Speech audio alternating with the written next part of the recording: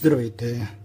Пред мен има две пастърви, две бели риби и 8 скумрии. Днес ще ви покажа как си приготвям за зимата консерви от риба. В буркани предимно ги правя. Винаги се стремя повече от една риба да приготвям. Когато имам възможност, ги правя от прясна риба, но в момента нямам прясна риба. Първо, в случая ще махна перките на рибата, опашката също ще я махна, но няма да ги изхвърля. Махкам също и главите.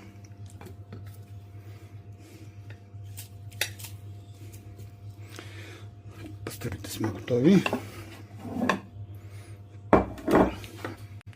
Продължаваме с бялата риба.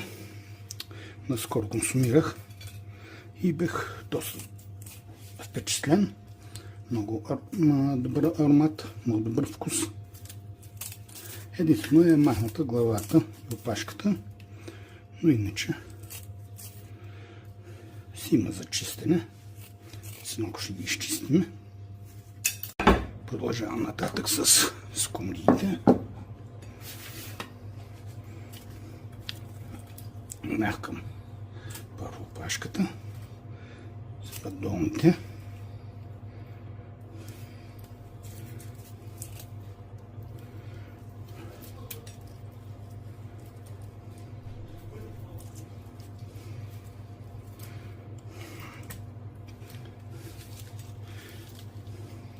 Ще я изчистя, макар че ще оставя само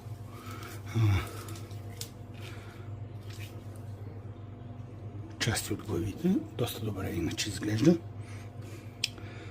Главата е треснана. Това след малко ще го измием. Изчистих рибките от вътрешността и ги изплакнах доста добре. Вижте какво се получава. Да видим примерно. И тук, ето, идеално. Наистина оха е доста добре, макар че са били замразявани. Тая, понеже си е малко по-свежа, вижте, костите, които мога да ги махна, утре ще ги махна с пинцета. Но идеята ми е днес, видяхте и пастървата. Ето е бялата риба, наистина много бяла, много ухая, много добър аромат има. Ето и другата. И какво правим сега? Забравих да ви покажа. Това са опашките, главите и перките съм ги изпакнал, защото утре ще ги ползвам да направя бурон от тях. Какво правим? Ще ги осолиме. Малко микс от пипери, бял, зелен, червен и черен.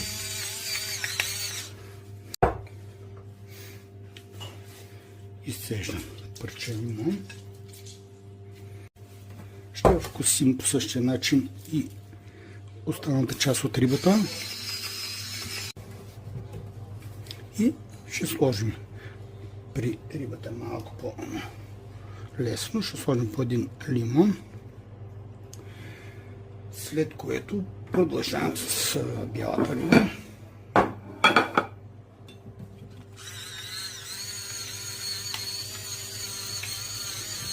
В случая хванал съм микс от пипери.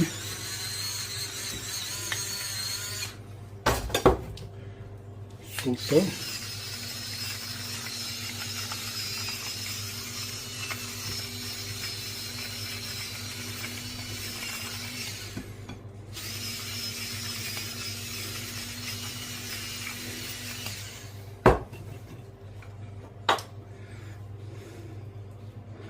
Слагаме и лимони и оставаме скумрийката.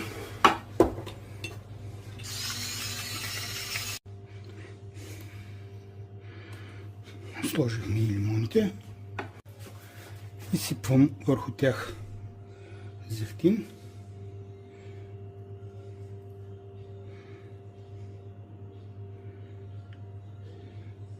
И ги оставям за една вечер в хладилника.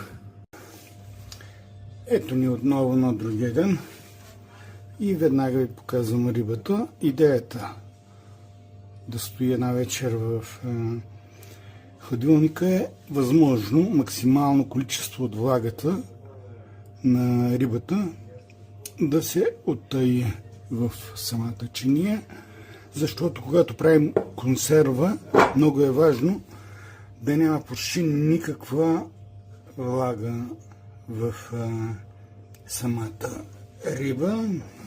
Ето е и бялата риба, а и в същото време много добре се овкусява, маринова.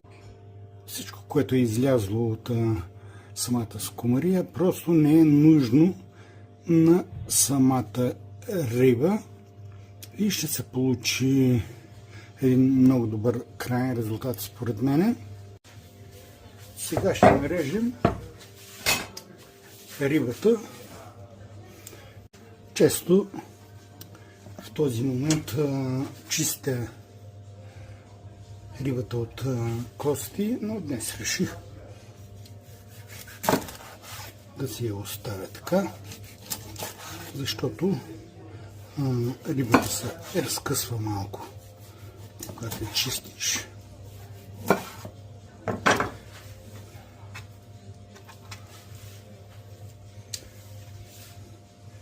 Приключихме с пастерота, минаваме с бялата риба.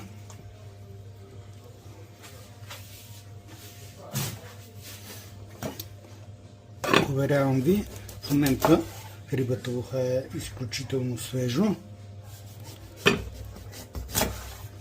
Отново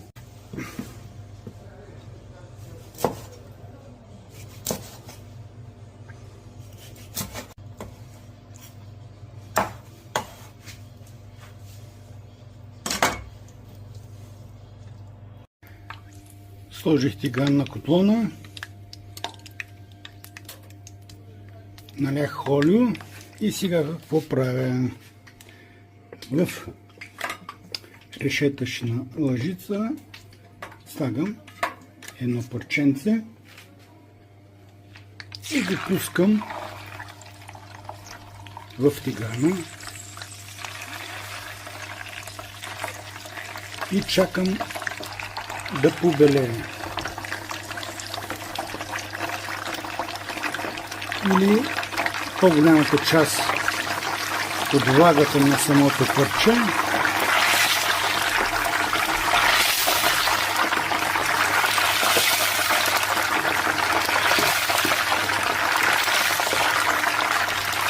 да се изпари.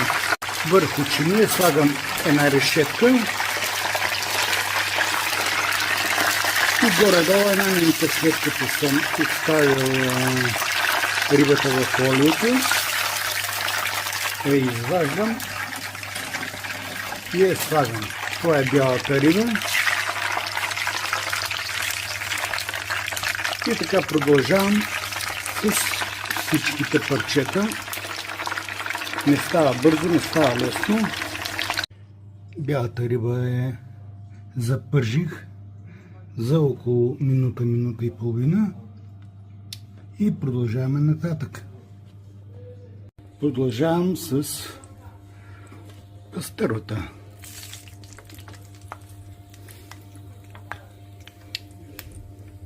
Първо парченце. Ще сложа още едно.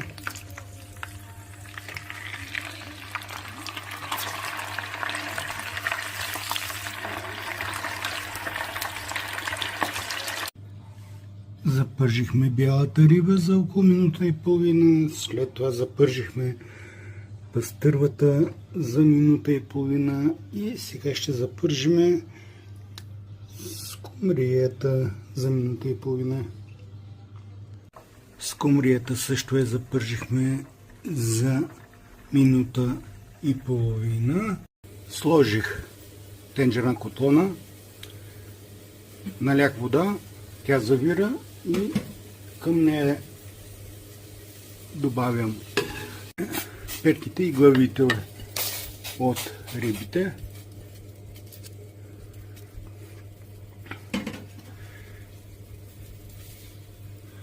Щипка дивисил.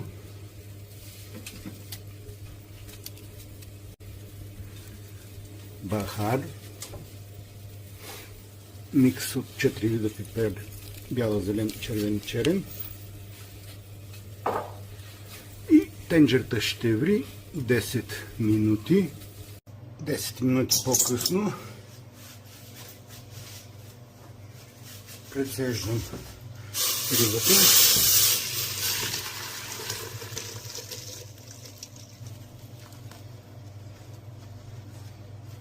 По-точно главите, перките. Този бульон ще го ползвам да разреждам сосовете и продуктите, които ще правя за рибените консерви. Добавям малко сол.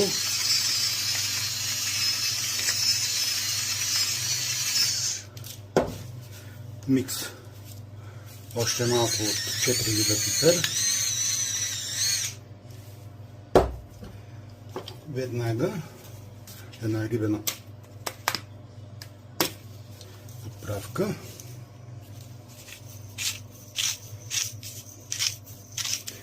Не съм гледал съдържанието, но доста добре овкусява.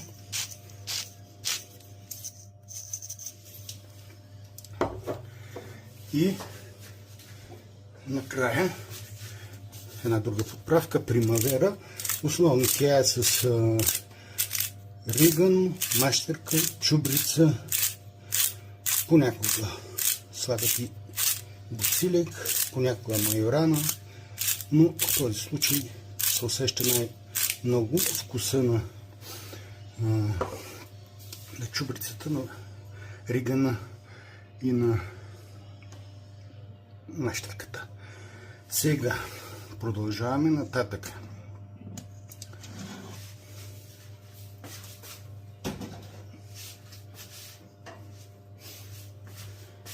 В този съд ще направя доматеното пюре. Правя го основно с купчета домати, най-често. Добавям винаги лютеница, сладко кисел сос, който го използвам предимно за морски дарове. И на последно място слагам от тази паста доматена, която я ползвам предимно за пици. Слагам 2 черпака от пастата, която ползвам най-често за пици. След това 3-4 лъжици от лютеницата, почти цялото бурканче слагам.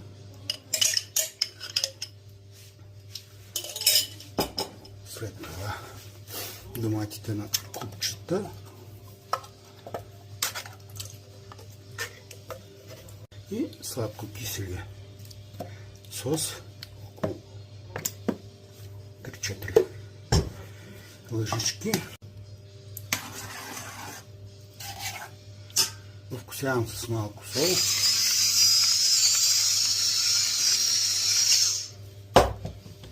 Микс от пипери.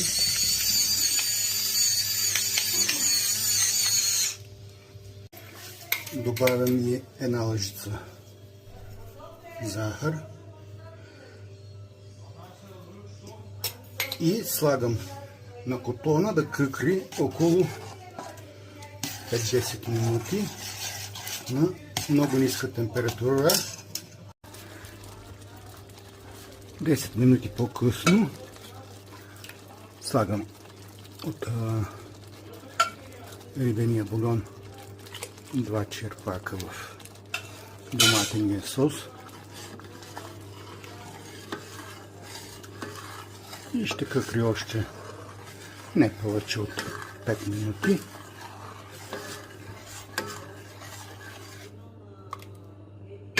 Ако се сгъсти, още малко ще добавя от рибения бульон. Дегустирах преди малко, преди да я разредя доматен сос. За сега вкусът е много добър.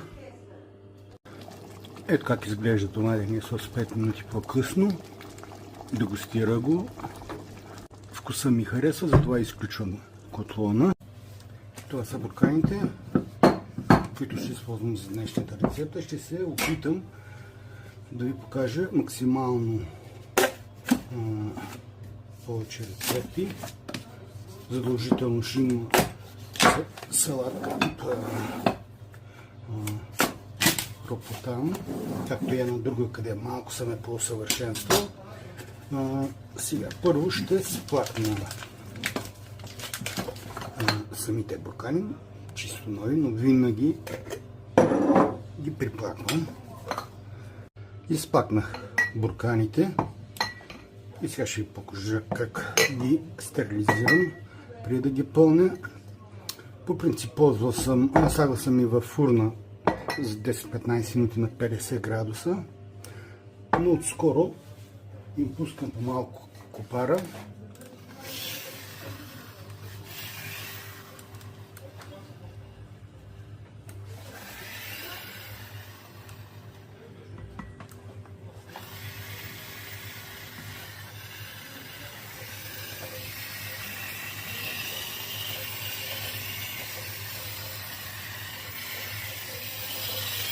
Така достатъчно. Малко пара и на капачките.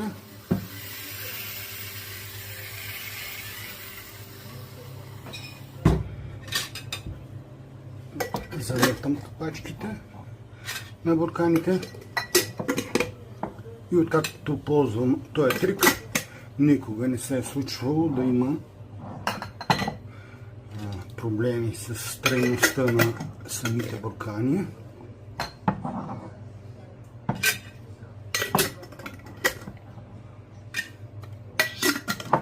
Около 5-10 минути и са готови за употреба. Почти винаги също с кухненска хартия леко ги подсушавам.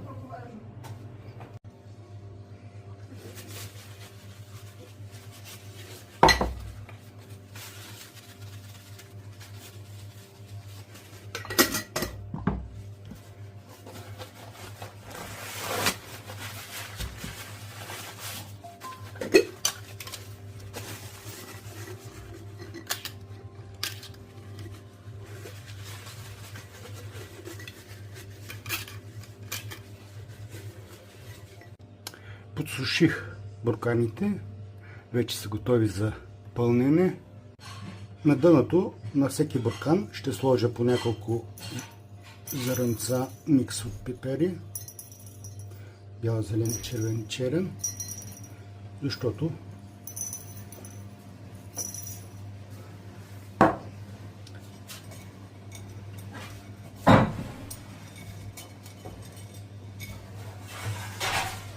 слагам и по едно зърно бахар. Щипка девесил. Девесил е най-подходящата подправка за риба. И по едно листо дафинов лист.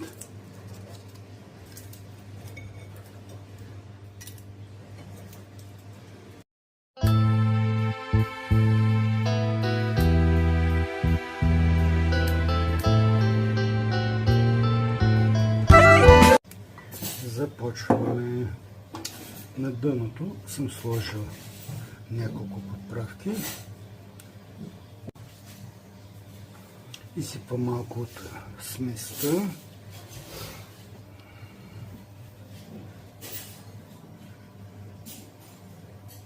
и слагам от всички рибки парченца.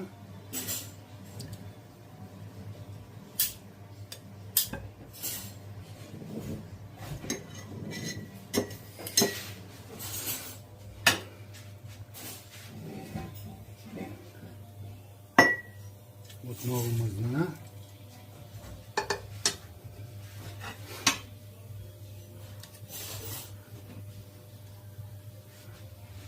И по едно парченца от рибките.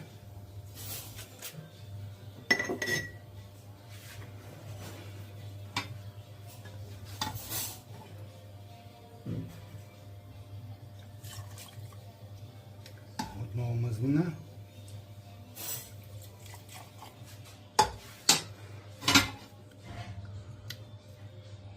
Отново рибки.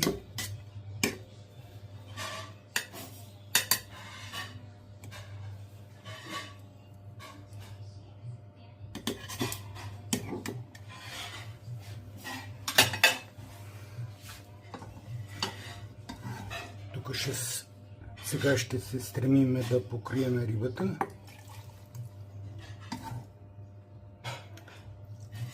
С сместа от олио и зехтин. Още докато е топло, го завиваме, завъртаме. Ще го обърнем.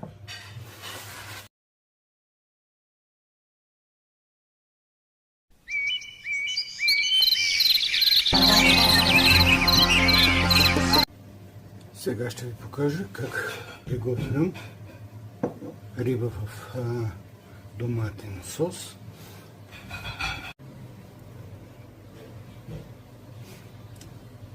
Слагам на дъното доматен сос.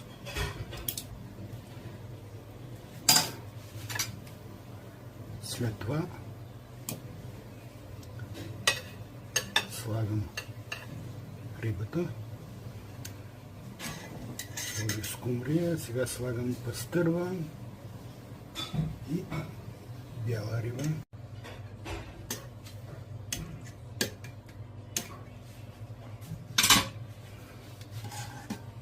Отново доматен сос.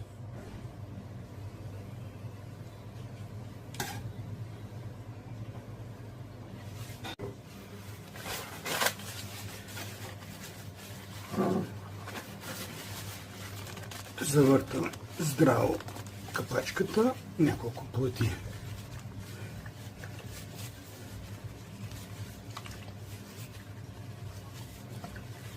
Мисля, че се получи добре.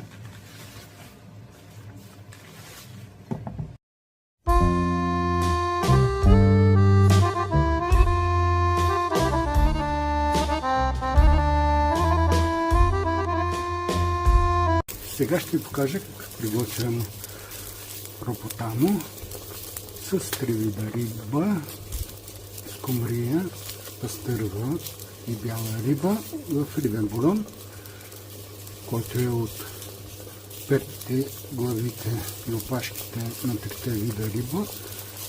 Около 10 минути прът морковчета, към тях прибавям сварен фасул, грах. В тавичка пека два вида чушки, зелена и червена. След малко ще ги прибавя към сместа за салатата ропотано. Ще прибавя също така и кисели краставички. Тенджерата завря и аз прибавям и киселите краставички. Чушките са гриловаха. Сега ще ги нарежа на жуени. Прибавям и чушките.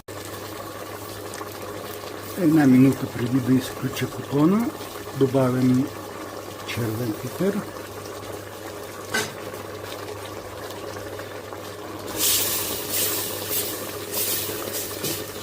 Ето такава консистенция обичам да се получи.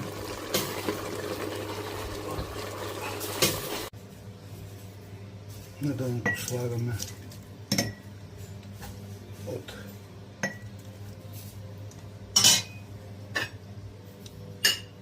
сместа, която сега преди малко сътворихме, по едно парче от трите вида рибла.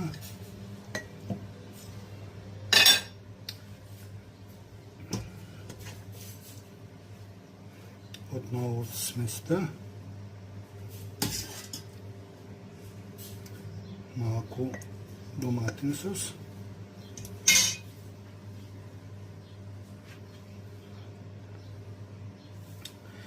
И още по едно парче от всички видове риба, които има пред нас.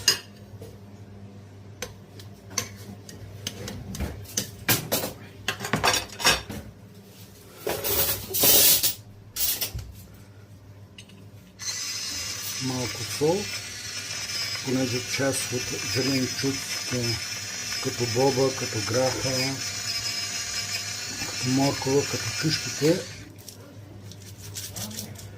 не са вкусявани. Сложих сол, слагам и микс от пипери,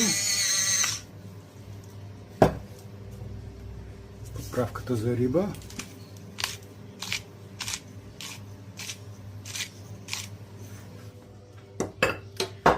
И отново малко от ропотамото, малко доматен сос и отгоре запечатваме с микса от двата вида мазнина.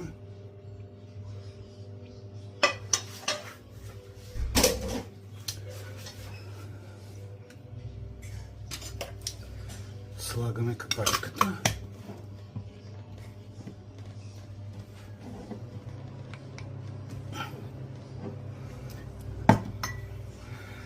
И продължаваме нататък.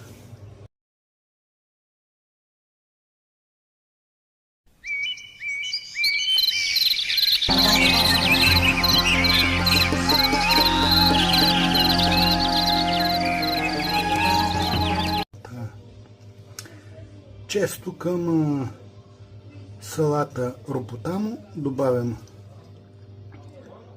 зелени маслини, 3-4,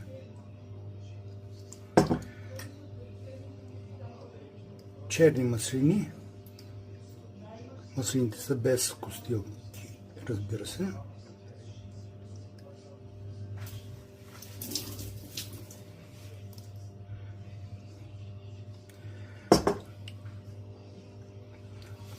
малко каперси,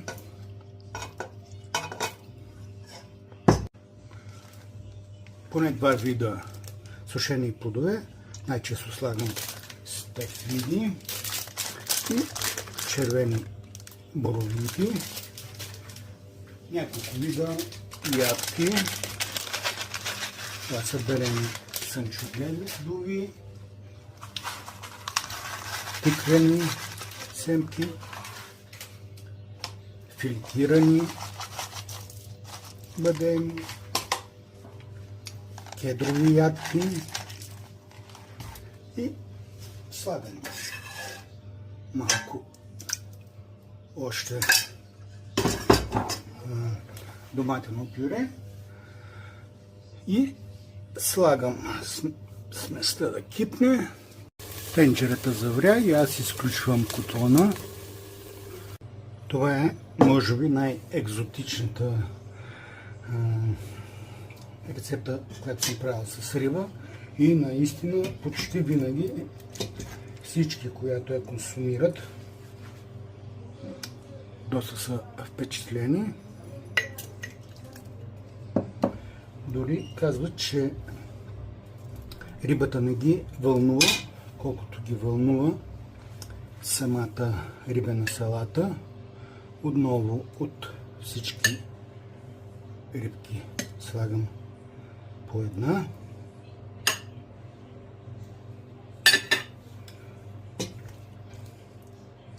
След това от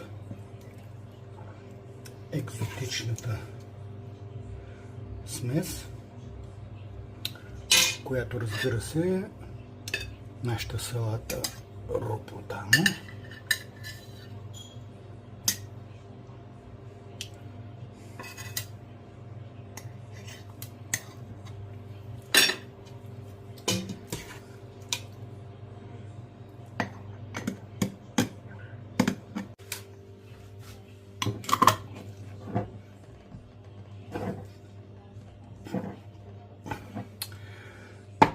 Продължаваме.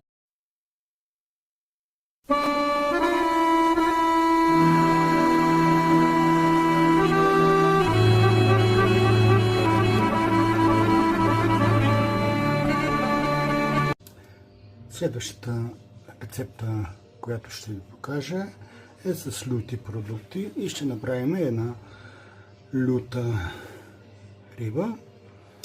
Използвам най-често халапеньо на шайби, зелено. Другия продукт, който използвам, е сладко чили и винаги използвам арабията, понеже има леко лют сос. Винаги на дъното слагам доматен сос, който направихме одея. След това слагам малко от халапеньото, 2 лъжици от арабиятата, по едно парченце от 3 вида риба,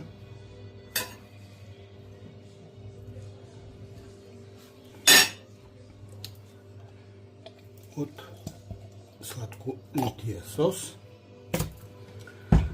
Продължаваме с арабиятата, с халапеньото, още по едно парченце.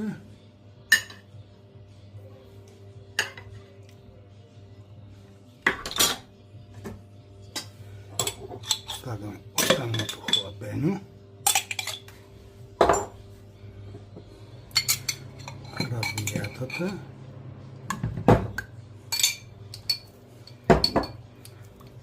сладко лютия сос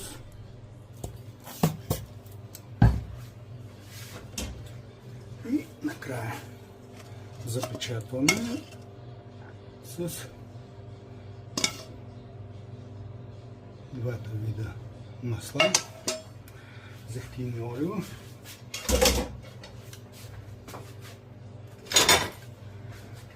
Затваряме буркана.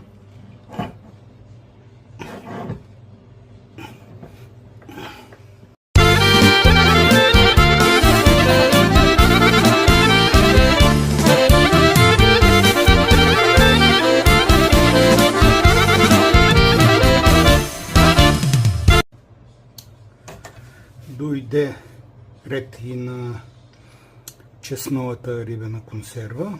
Това е леворда, див чесън, доста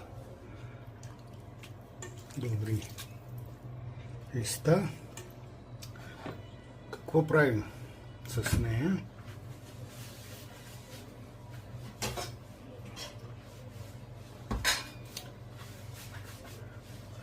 Това са двата вида мазнина.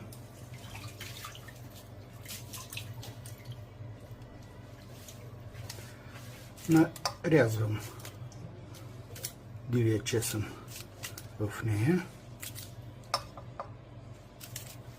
Ще го запържим около 2 минути на много ниска температура, да се изпари влагата, защото в момента съм го измил.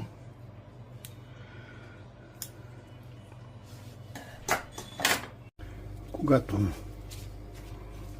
мине сезона на дивия чесън, на левурдата и на самардата също често използвам. Тая рецепта си я правя с пресен лук, но никога с стар чесън. След това изсипвам съдържанието в доматения сос и отново изчаквам да кипне.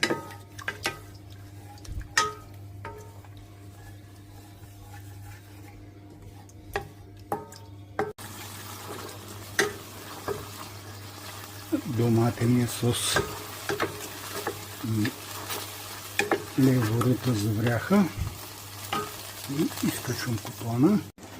Сега ще напълним 6-тия буркан.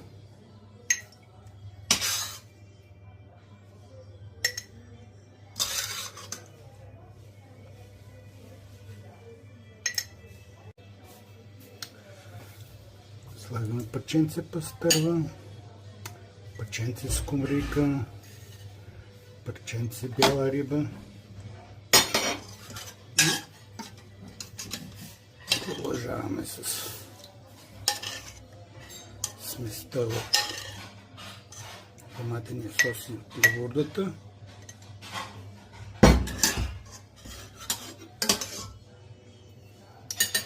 Последното парче от пастървата, скумрийка, бяла риба,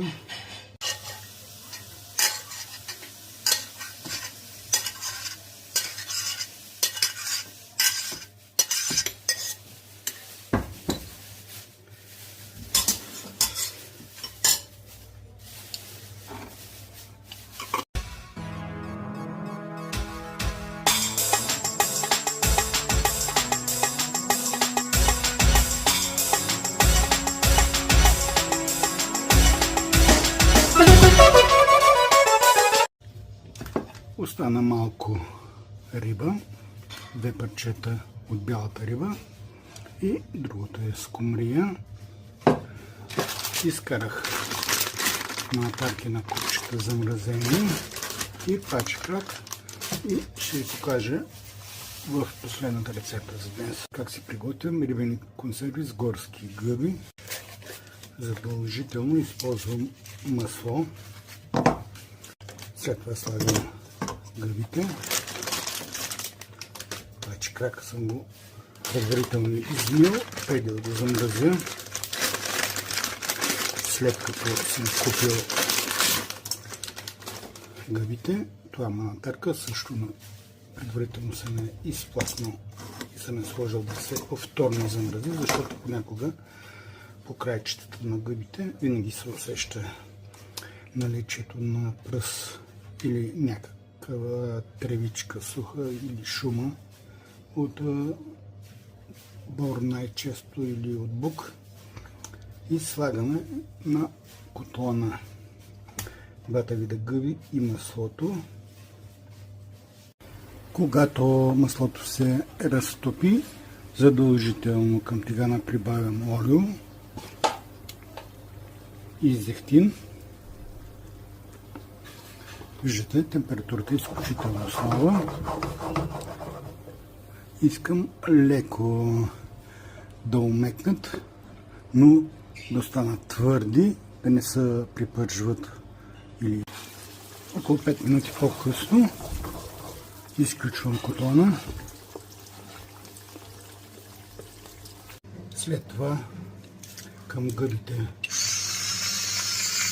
прибавям малко сол,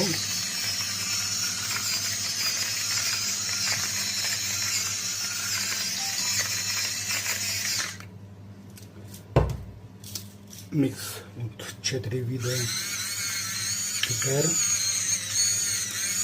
бял, черен, зелен и червен. И започваме да пълним буркана. Ще го пълним ред гъби,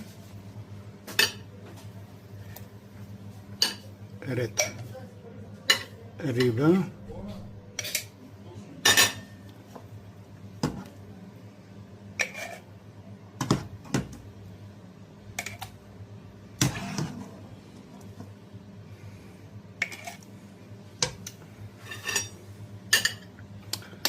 бяла рибка и скумрийки.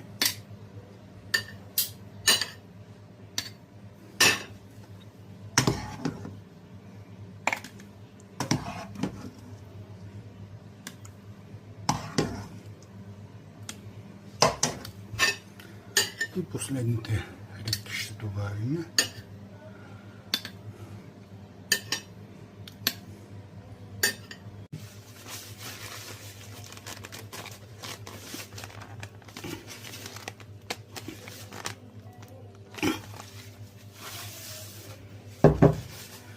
Мисля, че се получи добре.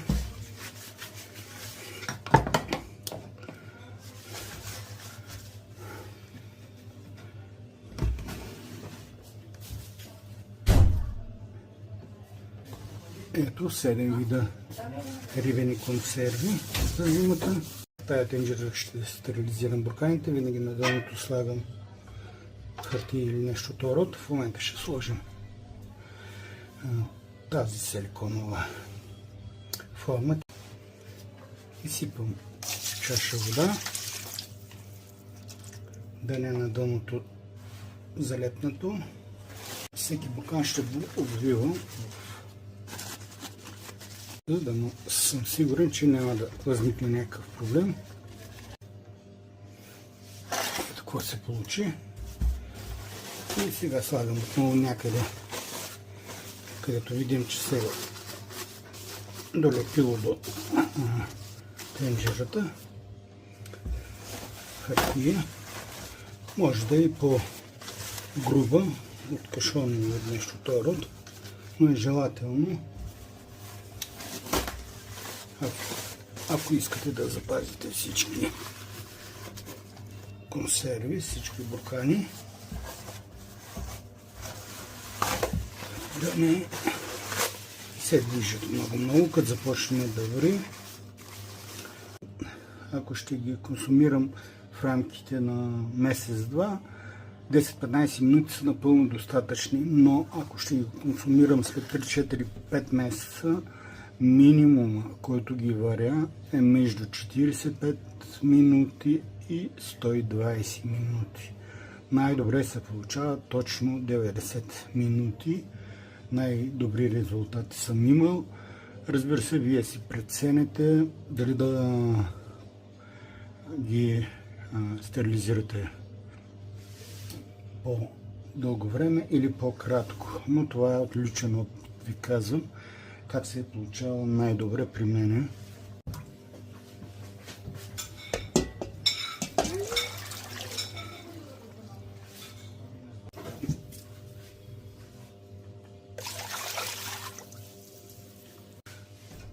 Водата винаги трябва да е над капачките и когато започне да завира, трябва да се намали температурата. Не трябва да врат на висока температура, защото така от самите вибрации често се напукват самите буркани. Ето как врат бурканите повече от час и половина и изключвам котлона. Ще го оставя около половин час в тенджерата, след което ще ги извадя. Сега ще видим какво е състоянието на бурканите. Ето как изглеждат. По принцип, дали има проблем, се познава по самата вода. Ако има най-отгоре мазнина, значи има проблем някой буркан или от капачката, или от нещо друго. Но в момента гледам, водата е доста бистра. Ето виждате какво е състоянието. По принцип винаги се стремя да получи такъв крайен резултат и много често приготвям и най-вече почти винаги експериментирам. Ето така. Много добре се е получило. Ще ги оставя известно време.